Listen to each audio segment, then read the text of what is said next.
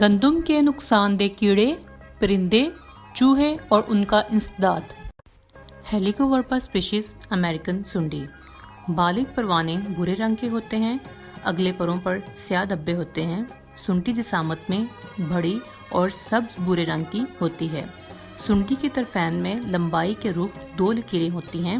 انڈے کا رنگ سفیدی مائل زرد ہوتا ہے۔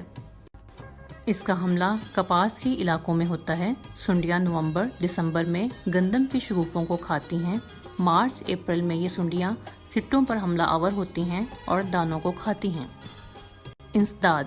کپاس کی برداشت کے بعد چھڑیاں کاٹ کر زمین میں گہرا ہل چلائیں تاکہ زمین میں موجود پیوپے تلف ہو جائیں۔ جڑی بوٹیاں تلف کر دیں۔ پروانوں کی تلفی کے لیے روشنی کے پھندے لگائیں۔ انڈوں کی تلفی کے لیے ٹرائکوگرما کے کارڈز استعمال کریں۔ Chemical control.